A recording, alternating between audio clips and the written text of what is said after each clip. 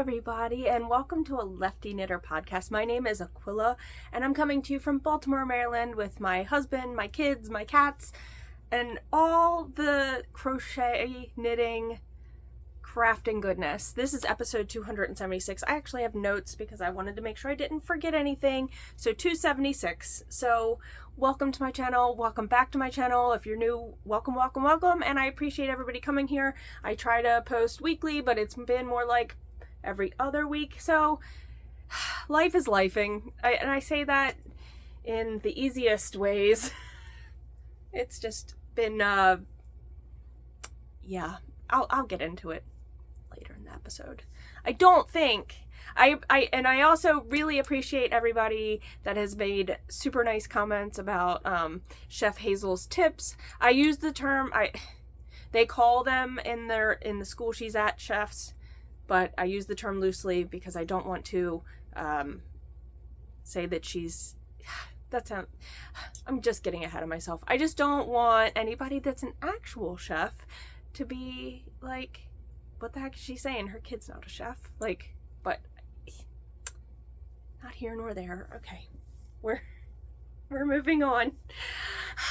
Everything I talk about, I've tried to remember to have links down below so I don't forget, of designers, pattern names, yarn companies, etc., websites that I've used or tutorials that I've used.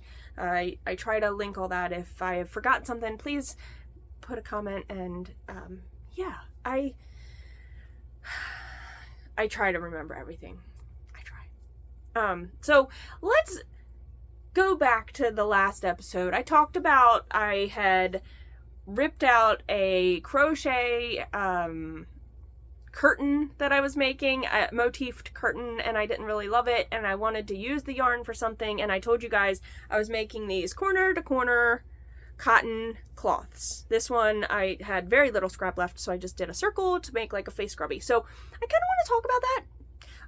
I don't have a lot of other experience with cotton yarns to give like a full review how I feel where it compares to other scrubbies that are made of cotton or other scrubbies that are made with different patterning or texture. I'm gonna just basically give my review on how I feel about these.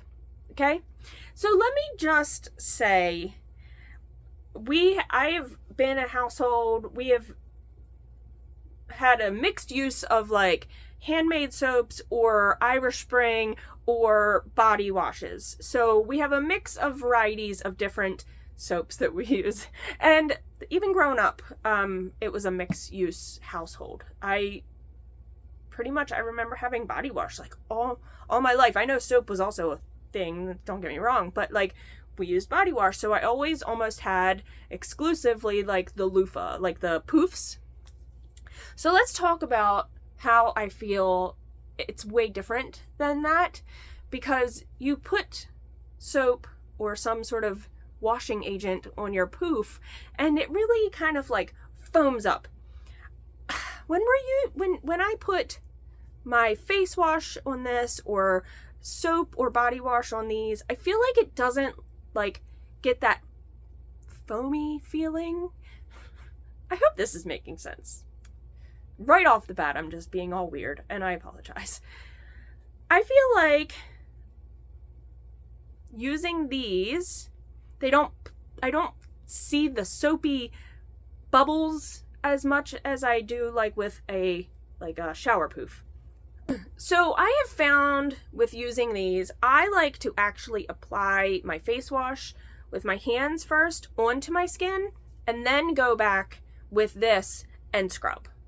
So that's what I've been doing. So I don't like actually putting my face wash on this and then using it. I feel like it just doesn't give me that foam all over coverage feeling. So the same thing if I'm using like a handmade soap, I have been lathering up in my hands first, kind of soaping myself up, and then I'll go in with this. Because if I just put the soap on this, I feel like it's not doing as much. That sounds so weird. I just feel like it's not doing as much as I want it to. So I just wanted to come back and kind of talk about that. And I don't know if other yarns that are other, like maybe not 100% cotton or maybe different textures would do a different job. I'd like to know your experiences and how you feel about, like, maybe cloths that you've made to use for that purpose. I don't know how, like, I also thought we could use these for, like, dishes. I haven't tried that, though, because I love the scrubbies that I make. So, honestly, I don't know how far I'm gonna, like, stray from using my scrubbies that I love, which I'm gonna show you a few because we had a camping trip, and these are very easy for me to take in the car. They're, not completely mindless, but I've made so many of them, and you can make little mistakes, and it's really not a big deal. I have a tutorial. If I remember, I will post it with the iCard. If not, I will post it down below. But it's a scrubby tutorial using the Red Heart Scrubby yarn, which is my favorite to use. And I will show you the few that I have made. So I had most of these already made, but I did weave in all my ends. And I like the size that I make because they're like, they fit in your hand. They're not real floppy. I use a half double crochet versus a double crochet because I feel like the double crochet is too holey, and I feel like a single crochet is just too tight and too loose, or too, it's just too tight of a fabric. I also like to use, I have, oh my gosh, I have all my labels, not all of them, but I have a lot. But this is the scrubby. Now, I've talked about the scrubby before. I've also talked about how solids have more ounces and yardage than the variegated colorways, just so you're aware. And I like to use an I9 5.5 millimeter. That's my preference. So, I had all these made. I don't think this was a whole pack of yarn because I think I can get 8 to 9 of this size scrubby. Okay, so let me show you what I did make. This was, I may have made one and given away one of these. I can't remember, but I have 6, or because it's the variegated, I got 6 and not 8 with the solid. But these are very, like, patriotic looking for here in the US. We just had the 4th of July. And so, yeah, I could pull off a label and tell you. I don't know if I have any solids in here.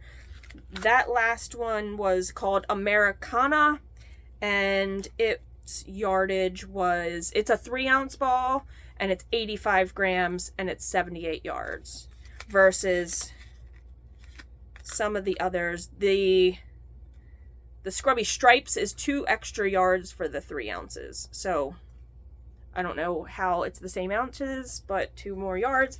Either way, this next one I'm going to show you is a stripe one. So it's stripes. So you get all, if I make a bunch of little ones, they look like a bunch of little bullseyes. They're really cool. And they, the colorway on this is Cool Mint. So I'll show you that now.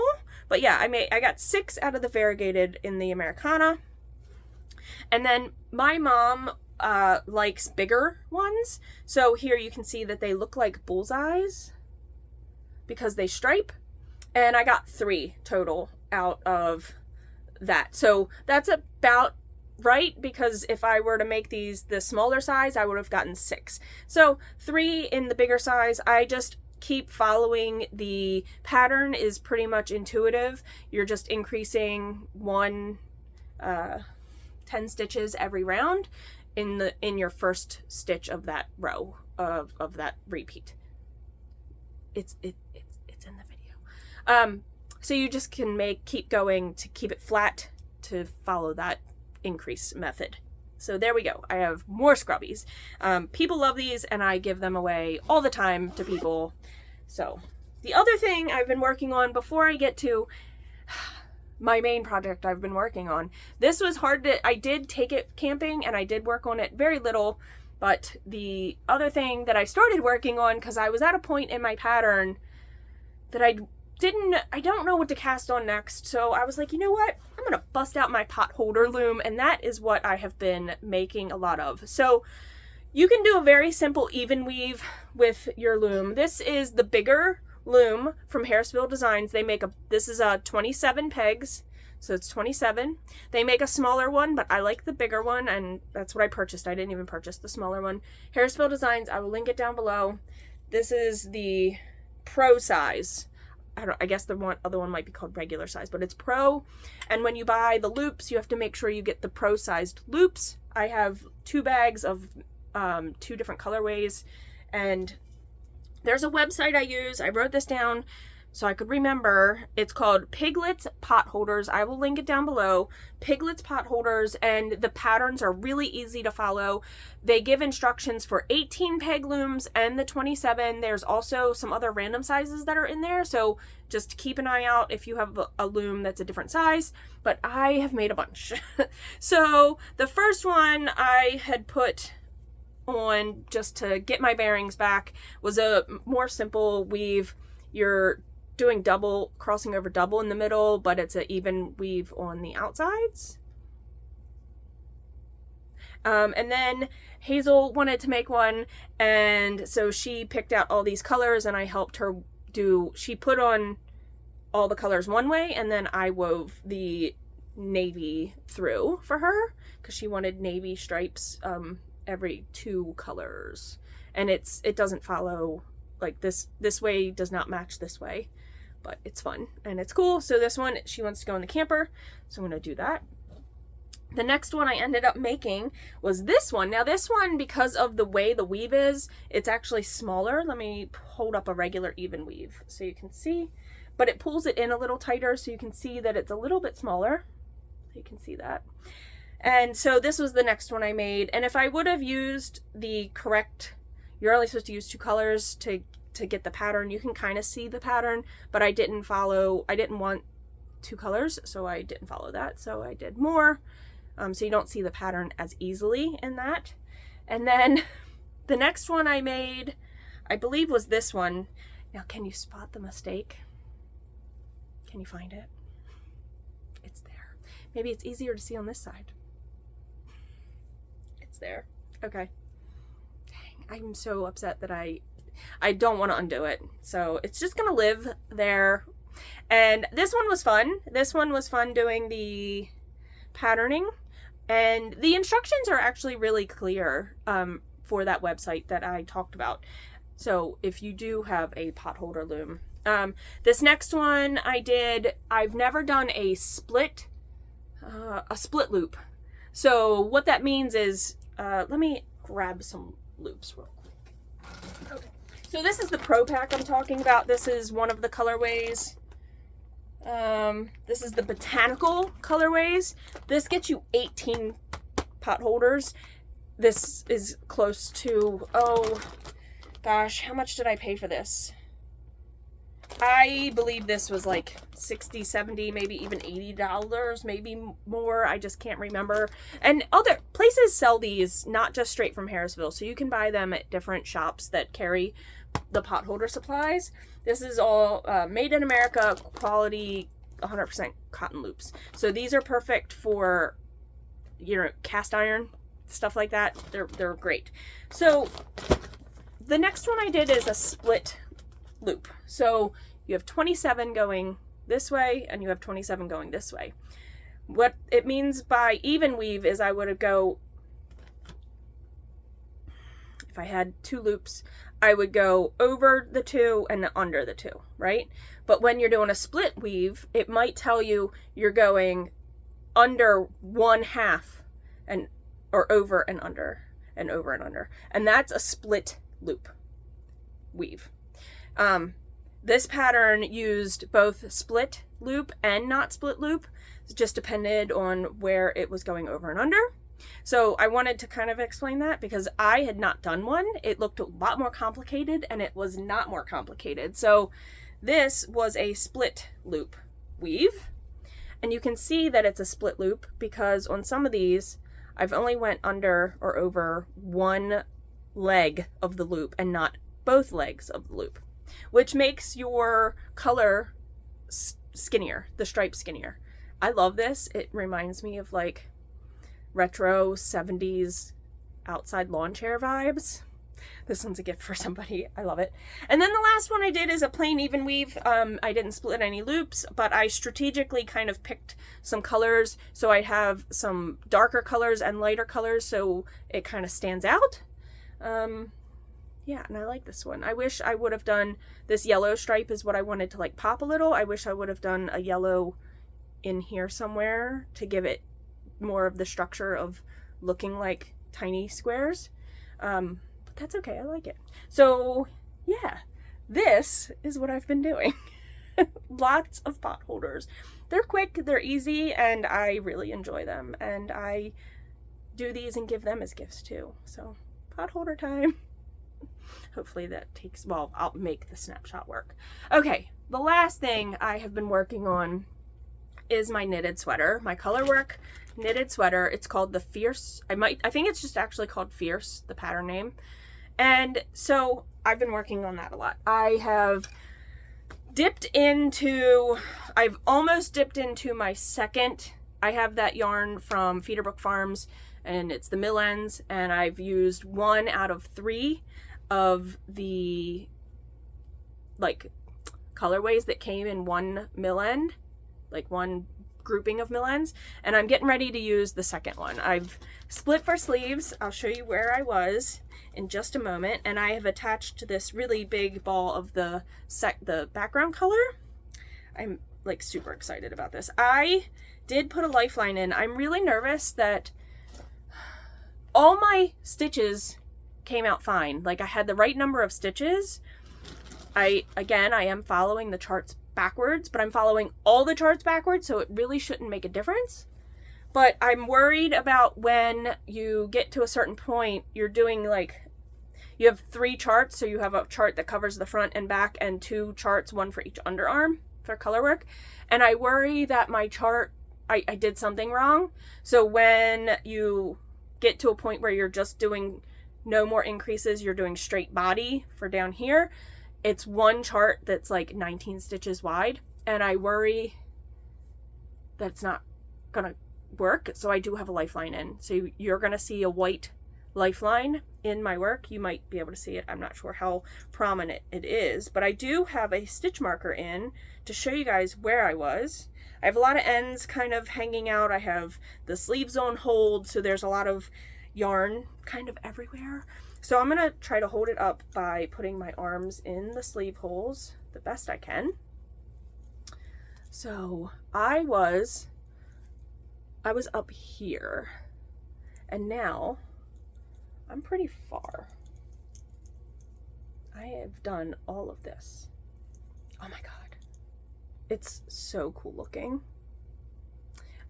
Here's that lifeline I was talking about. I'm worried this transition from here to here is not lining up right.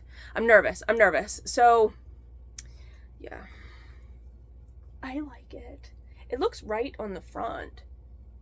It doesn't look right on the back. That's what I'm worried about. But all my stitch counts were right, so I don't know where it's off.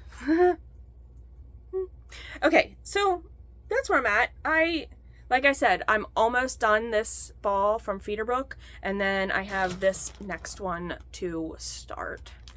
I know my sleeves won't match because of the nature of how the yarn is spun from the dyed wool. It's not going to match because I'm going to have to split the skein, and it's not going to be the same repeating, and I'm okay with that. That doesn't bother me. I'd have to get the exact same colorway, and these are mill ends, and I'm not going to get the exact same colorway, so yeah. Oh my god. I'll move my marker so I can show you guys again. So I have all my markers so I can follow the chart, because like I said, it repeats. All right, that is what I've been up to. I don't know what to work on next. I know a lot of people, Tour de Fleece is starting or has started. Maybe it starts today or tomorrow. It's around now because everybody's talking about it, and I don't think I'm going to join any teams or do anything like that. I might spin because I don't know what to work on next, and I do have some fiber on my wheel, so maybe I will do that. Let me put this off to the side so I don't keep playing with it. Let's talk about well, I'll talk about what I've been reading and watching a little. I've been watching that Trainwreck show on Netflix, which is each episode of the season is about a different story. And the one about Astro World, I don't remember hearing about that, even though that was recent. But man, yeah, I mean, they're train wrecks.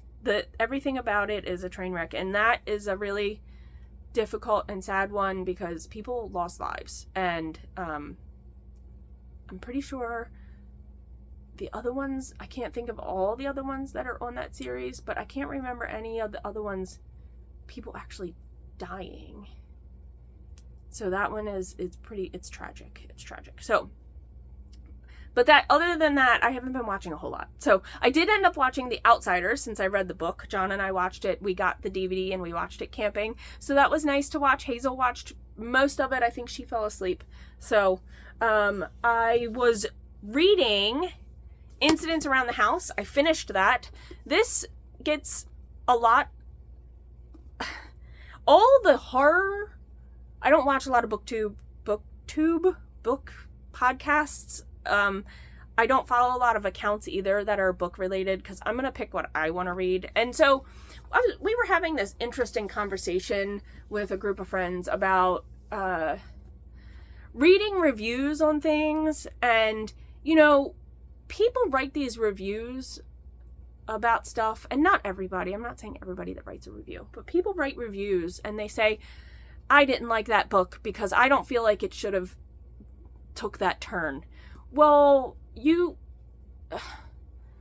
that's your opinion, right? So just because you wanted the book to end in a certain way doesn't mean you should write a bad review because it didn't go the way you in your head thought it was going to go, right? So like, I get if the writing is really poorly done. I get if other things about it are really poorly done, but I don't feel like you, or a movie, I feel like you can't write a review, and this was the conversation, that you didn't like it because that's not what you expected to happen, or whatever the case may be. Like, so I didn't know where this was going, honestly. The whole, probably 70%, up until 70% of the book, I was like super digging, maybe even close to 80. But the ending was, I'm not going to give it like a bad, I personally didn't like it. I'm not going to give it a bad review, or I'm not going to give it 1 star because I didn't like the way it ended. But there's so many people that rave that this is like truly horror. And I don't know, maybe I haven't read true horror, but yeah. I hate a 5-star rating because that's like such a narrow space. But I would give it like 3.5 to 3.75 because the ending, I don't know. I feel like there was a lot to interpret, and I wasn't ready for that. But I'm not saying it's a bad book because of that. I haven't fully processed it, I think. So I would still recommend reading this, although my friend said the audiobook of this is really good because it is taken from the point of view of like a little girl, and it's read like with different voices to for that. So the audiobook may be way better than me reading it, but I read the physical book. So here we are.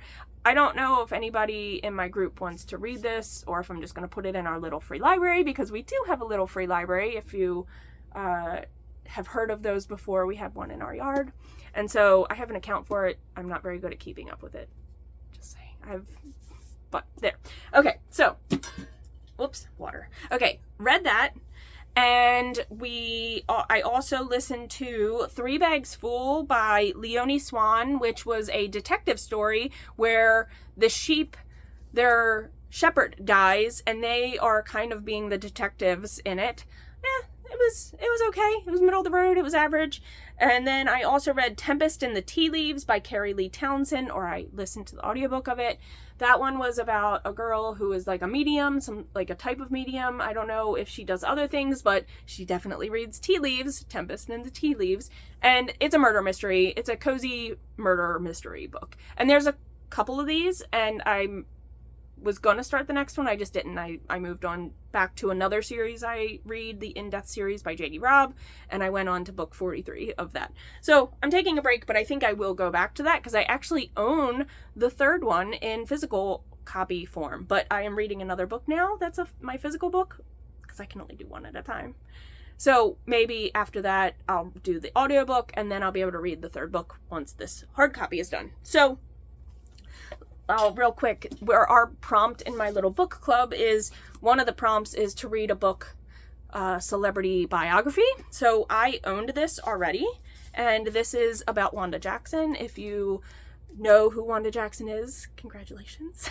If you don't know who Wanda Jackson is was real big in the maybe the late 50s, 60s, 70s. She did Fujiyama Mama. She has done a bunch of other songs that you may have heard that you didn't know. She did a song with the Cramps that I can't think of the name of, but she was kind of the queen of rockabilly music. She performed with Elvis. So yeah, I am very early on in the book, and I do have a signed copy because I love Wanda Jackson, and I had tickets to see her twice. She's not passed away, but I had tickets to see her twice. And both times she was either sick or something happened and that tour got canceled, or that night got canceled, and I never got to see her, and she's definitely not touring anymore. So, real quick life stuff. If you don't want to stay and listen, I get it. If you do, it's a tragic story. So, part of it's good, part of it's just, it's not tragic. It's heartbreaking. Okay, to get on. So the first thing, we went camping. We had a very good time. There was lots of weird little incidents that were just like, really, this is happening right now? Like, why? Like, all these stupid little things, like first world problems, like, I didn't realize John put his clothes on the bed for me to pack. Well, John didn't have clothes for camping. So, like, it's that kind of thing. Like, we went to the store and was able to buy him just, like, we were only gone 3 days.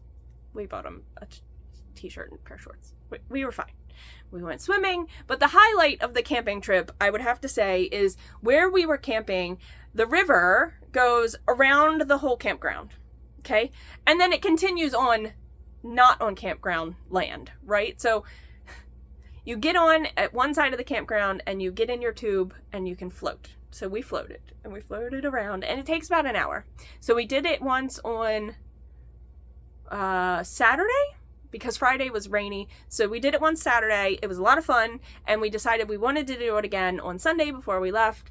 But Saturday night was a huge rainstorm. So we were a little nervous about if the river was flowing a lot faster and had it risen any, etc. It had risen a little bit because the exit point, if you're not watching for it, like, it's a single rock that juts out that you have to get out at. If you're not watching for it, we watched people pass right by it. So they were able, like, it's about 5 foot deep, but these people were able to get out and get themselves back. But we got out. I scuffed my knee a little because I panic Superman'd out of my float to get onto the rock.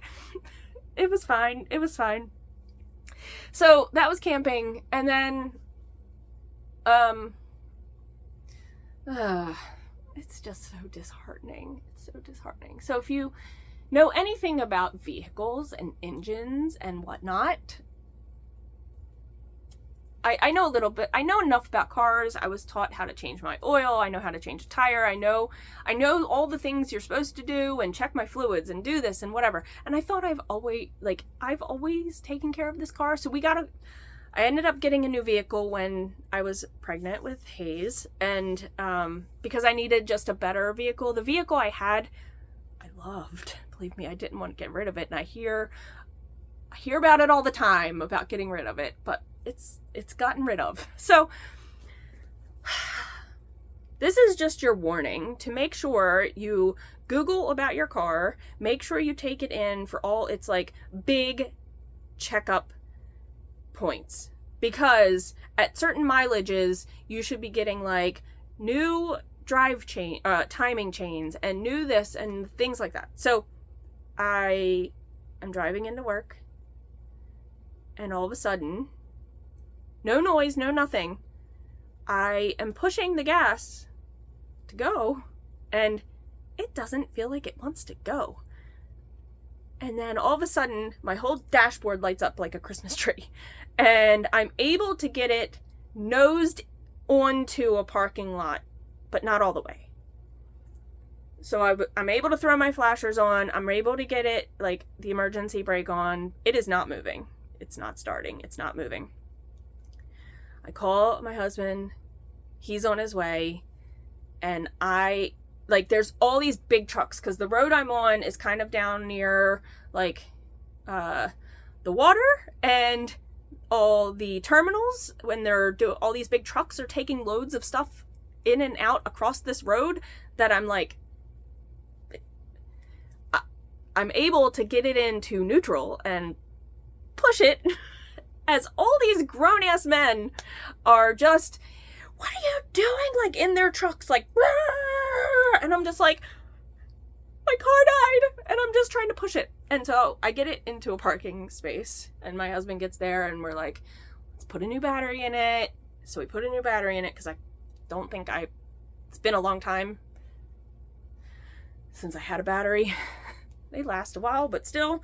So we really thought, okay, because the jumper cords couldn't be found. That's a whole nother thing. But we go get a battery, put the battery in. The car does nothing.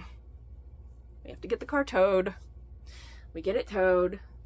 The guy said, we're not going to be able to look at it today, because I had called them before I took it there, and they said, that's fine. And I was like, I have another vehicle that I can use. So I get the call, and my timing chain, which isn't supposed to be looked at until 100,000 miles, and my car only had 90. So think of a bicycle chain, but bigger. And I'm driving, so the chain is moving, and it just breaks, and it flings, and it puts a hole in my engine. And because of the type of engine I have in my car, it's like an open valve system, so the valves were open, and I can't think of all the words right now, but because of all that, and because of the type of engine it is, I need a whole new engine. We are still evaluating all of our options. I am just very lucky that I do have another vehicle that I can drive. I'm very nervous. I'm not nervous about driving it. I know I can drive it. I just am used to having a smaller car to drive into the city every day. Not every day, but to drive in. And so I'll be driving a big old honking truck for my vehicle until we make like a big life decision, because it's a lot. It's a lot. And everybody was like, oh my God, 4th of July sales. And I'm like, I am not ready for that. I am not ready to let's go look at cars. No, that was not how I was feeling. So, okay. I thought this episode would be shorter, but I rambled a lot and I apologize. We're not going to have a tip from a cooking tip today. So I apologize for that, because I know some people actually really liked that, and I do appreciate everybody that has commented and been like, what was that recipe? What was this thing? And, and I've sent links, and it's been pretty awesome. She woke up the other morning and wanted to make, she had made these muffins with, I was going to make just banana muffins, because we had bananas that were going bad. So she was like, no, I want to make the muffins I made in school. And I was like, okay. So we pull out our recipe book and we get it. And the recipe calls, we had everything. We had everything we needed, because the base of the recipe is bananas and chickpeas and some other stuff. And so we made the banana chickpea muffins, and they are so good. Like, you get a lot of protein from them. They're really good, and it's like a can of chickpeas and just all the other basics of like baking. So I don't know all the exact things, but like you're using a sweetener. So we used honey and maple syrup because we didn't have enough honey. So it was really good. And so she was very excited that we made those, and we used her recipe book from her school. So, okay. Rambling Aquila is going to be out. So I really want to get back to doing weekly, but it just hasn't happened. And so thank you for sticking with me through all of this. And yeah, I hope you are taking care of yourself, checking in on others and people that you love and care about, and crafting all the things that make you happy. So until the next episode, guys, peace, love, and happy